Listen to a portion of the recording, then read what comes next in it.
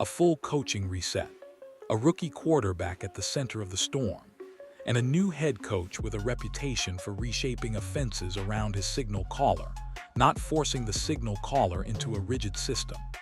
That's why the latest shakeup around Cleveland Browns and Shedeur Sanders has the football world buzzing harder than a normal staff change ever would. Because this doesn't look routine, it looks intentional. When Todd Monken stepped into the building, multiple offensive staff roles turned over fast. Position rooms changed. Familiar voices were out. New ones are expected in. Coaching transitions happen every year, but a near-total offensive reset right as a high-profile young quarterback enters the picture. That timing is what triggered all the theories. Some reports and insider discussions say the organization prioritized quarterback development adaptability when making the hire. Others believe this signals a scheme rebuild designed to fit the rookie's strengths from day one. And then there's the louder online speculation, claims that previous systems didn't maximize quarterback talent, and that this reset is meant to prevent a repeat.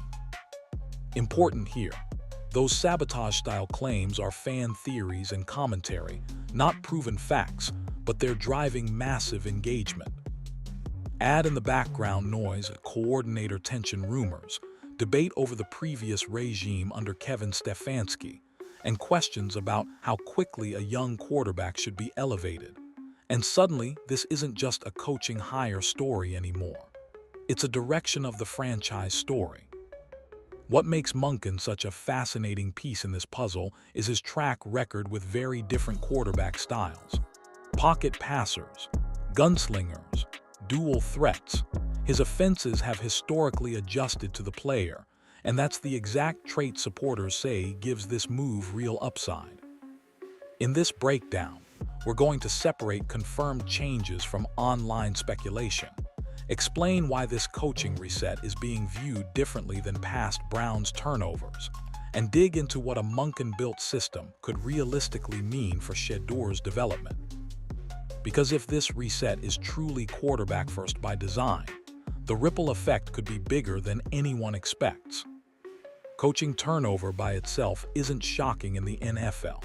It happens every offseason.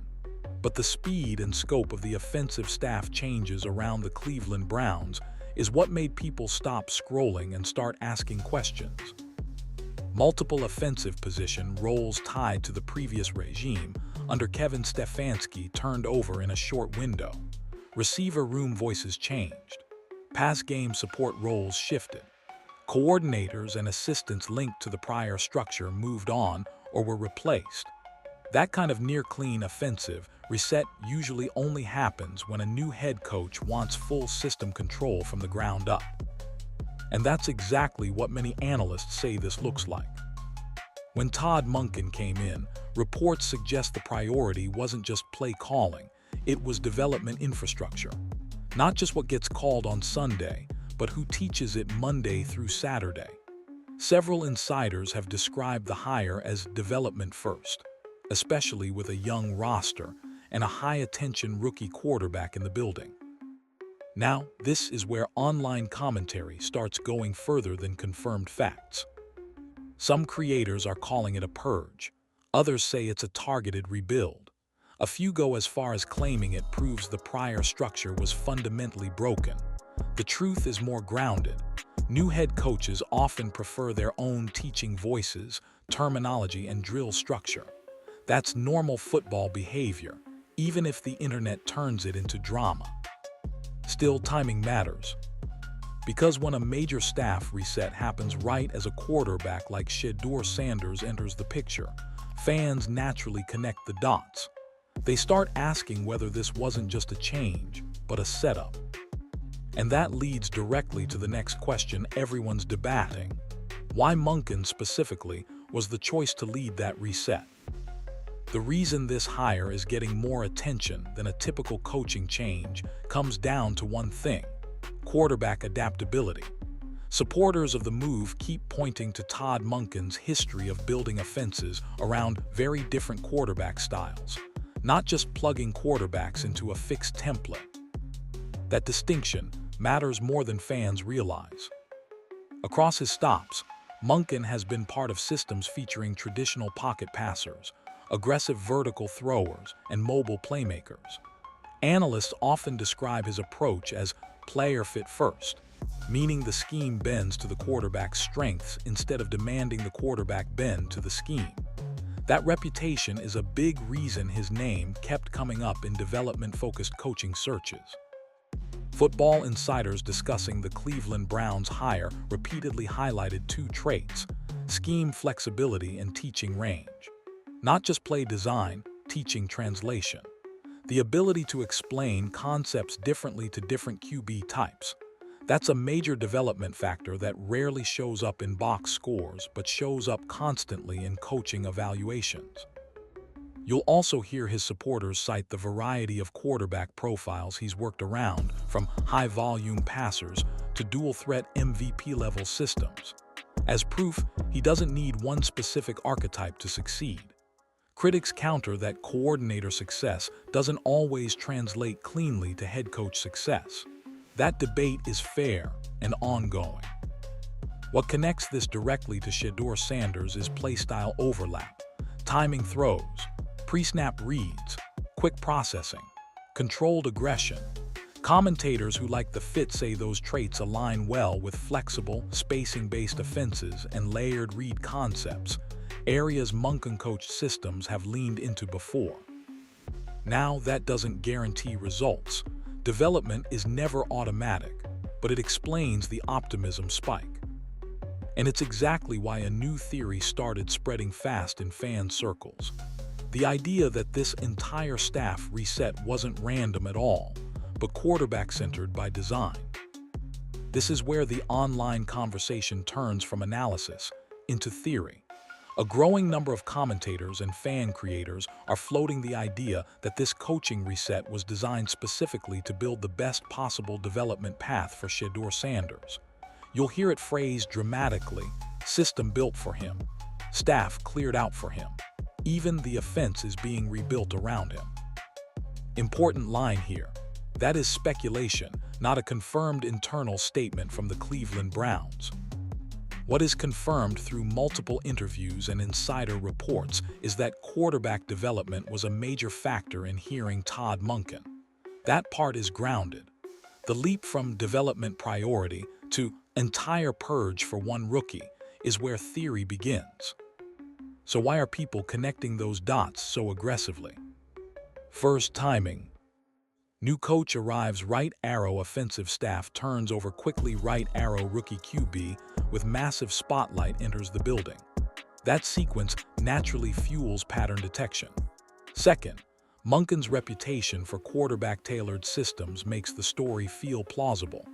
When you pair a flexible scheme coach with a high-profile young passer, fans assume customization is coming. There's also language from football insiders emphasizing adaptability, teaching fit, and young roster development. Supporters interpret that as indirect confirmation the offense will be shaped around the quarterback's strengths. Skeptics say that's standard coach speak used in almost every rebuild. Both interpretations exist. Neither is officially declared truth. A more grounded way to view it is this: new head coaches often redesign offensive teaching structures to match their philosophy. If that philosophy happens to align well with the rookie quarterback's strengths, it can look like a custom build, even if it wasn't exclusively about him. But the theory doesn't stop at custom fit. Some voices online pushed it further, claiming the previous structure actively held quarterbacks back. And that's where the debate gets a lot more heated. Now we hit the most explosive claim floating around: the word sabotage. Some online voices are arguing that the previous offensive structure didn't just fail quarterbacks, it held them back on purpose or through stubborn coaching. You've probably seen those headlines already, but we need to handle this carefully and keep it grounded. There is no verified evidence that coaches inside the Cleveland Browns organization deliberately tried to undermine Shedeur Sanders or any other quarterback. That framing comes from fan commentary and high-drama creator takes, not confirmed reporting. There is, however, a much more common and believable football explanation that doesn't require conspiracy: scheme mismatch. It happens all the time in the NFL.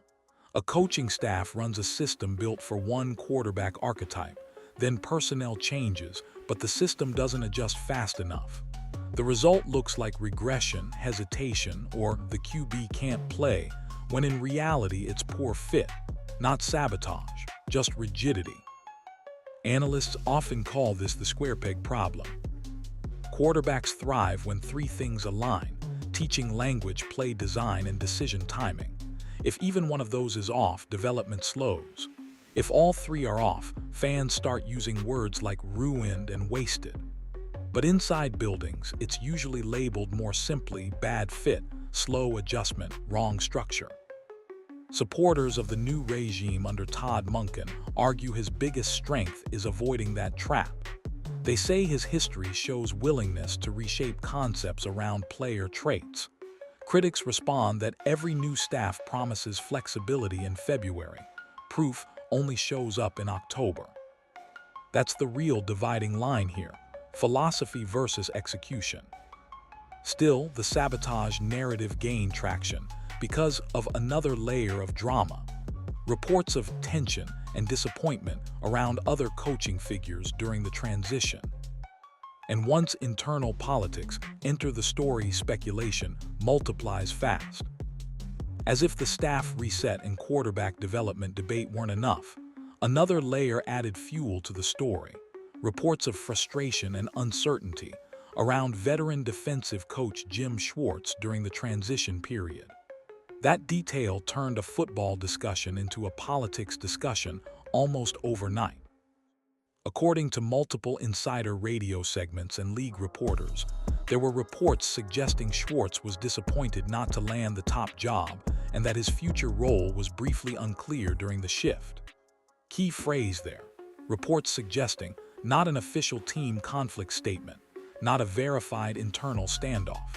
But once that narrative surfaced, online commentary ran with it. Here's the grounded reality of how this usually works. When a new head coach, in this case Todd Monken, takes over a staff, holdover coordinators often enter a wait-and-see period. Sometimes they stay, sometimes they leave, sometimes negotiations happen quietly. That's normal league behavior, even if the internet frames it like a locker room civil war. But because this situation overlaps with the development path of Shedeur Sanders, fans started connecting unrelated dots. The theory chain goes like this: staff turnover plus coordinator frustration reports plus rookie QB spotlight equals unstable environment. It's a compelling storyline, but it blends confirmed events with speculative motive. Most veteran analysts push a calmer interpretation. Coaching transitions are messy, emotional, and political everywhere, not just in Cleveland. Ego, timing, and opportunity always play roles. That doesn't automatically translate into dysfunction or player harm. Still, perception matters almost as much as reality in the NFL media cycle. When fans sense uncertainty at the staff level, they immediately question quarterback stability. And that leads directly into the next hot debate: whether the organization is fully committed to developing Shedeur now, or still weighing multiple quarterback paths behind the scenes. Here, where the argument splits wide open. Even with the staff reset and the hearing of Todd Monken, there's still heavy debate about what the actual quarterback plan looks like for Shedeur Sanders inside the Cleveland Browns building. Some reports and radio discussions suggest every coaching candidate interviewed was asked a version of the same question: how would you develop the rookie quarterback? That indicates real organizational interest in his growth path. But interest doesn't automatically equal immediate starting status. And that's where the disagreement starts. One camp says the path should be aggressive. Build the scheme around him early. Give him reps fast. Let live game experience accelerate development. Supporters argue modern quarterbacks improve through controlled exposure, not long-term benching. They point to recent young QBs who grew quickly once systems committed fully. The other camp argues for patience. Analysts in this group say early chaos, coaching turnover, scheme change, roster movement is exactly when you don't rush a young quarterback. They believe structured onboarding beats instant elevation. Sit, learn terminology, stabilize footwork and reads, then start. Different philosophy, same goal, long-term success. Then there's the third layer, speculation. Some commentators have floated clean slate theories, suggesting the team could still evaluate multiple QB options depending on camp performance. That idea is discussion-based, not a declared plan, but it keeps showing up in insider talk segments and fan debates. What keeps the conversation hot is uncertainty plus visibility. A high-profile rookie plus a new coaching regime always creates projection wars. Everyone reads the same events and reaches different conclusions. Which brings us to the tactical question that actually decides outcomes. What the offense might look like if Monken fully applies his quarterback-adaptive philosophy here. Because scheme fit, more than headlines, is what ultimately changes careers. Now let's shift from politics and rumors to football, because scheme is where this story will actually be decided. If Todd Monken applies the same quarterback-adaptive philosophy he's known for, the offense around Shedeur Sanders with the Cleveland Browns could look very different from what fans saw under the previous structure. Monken's systems are often described by analysts as flexible, layered, and matchup-driven. Instead of one rigid identity, the core idea is adjustment, weekly and player-specific. That usually shows up in three big ways. First, quick decision concepts. Expect heavier use of timing throws, option routes, and defined first reads that let the quarterback play fast. That reduces hesitation and highlights processing speed. Supporters say this fits Shedeur's college tape strengths, rhythm passing and pre-snap recognition, though translation to NFL speed is never automatic. Second, play action and formation stress. Monken-style attacks often use motion, alignment variation, and play action looks to simplify defensive pictures. When defenses hesitate, quarterbacks get cleaner windows. It's not flashy, it's structural advantage. Third, controlled aggression packages. Not backyard chaos, but designed shot opportunities built off earlier looks. The goal is to earn explosive plays instead of forcing them. Analysts who like the potential fit say this kind of sequencing helps young quarterbacks stay confident instead of pressing. Now, important reality check. This is projection, not a published playbook. Coaches adapt to roster strengths, protection quality, and camp performance. What shows up in week one often differs from off-season theory. Still, scheme watchers agree on one thing. If the system truly bends to the quarterback instead of the reverse, development odds improve. Which leads to the final question that will decide whether this reset becomes a success story or just another Cleveland reboot headline. So step back and look at the full picture. New head coach, major offensive staff turnover, development-first messaging, a high-spotlight rookie quarterback in Shedeur Sanders, and a franchise, the Cleveland Browns, trying once again to break a cycle that's followed them for years. That's why this moment feels bigger than a routine coaching change. It's not just a hire, it's a fork in the road. Supporters of the move believe bringing in Todd Monken and reshaping the offensive teaching structure gives the quarterback room a real developmental runway. They argue scheme flexibility plus staff reset equals clarity. No legacy system baggage. No mixed terminology. Just one voice, one plan, one direction. From that angle, this isn't chaos, it's cleanup. Critics see the same facts and reach the opposite conclusion. They say full resets create volatility. New language, new drills, new expectations, all while a young quarterback is trying to adjust to NFL speed. They argue stability, not overhaul, is what helps prospects most. From that view, this is risk stacked on top of risk. Then there's the noise layer, rumors, speculation, and dramatic online claims about motives and sabotage. We separated those from verified changes for a reason. Staff turnover is confirmed. Development emphasis is confirmed. Intentional anti-player behavior is not confirmed. Projection is not proof. And in NFL rebuilds, perception often runs ahead of reality. What actually decides this story won't be press conferences or staff charts. It'll be install speed, practice reps, protection calls, third down decisions, whether the offense starts to look coherent by midseason, whether the quarterback plays faster in November than he did in September. That's the real scoreboard. So here's the honest takeaway. This is both opportunity and gamble.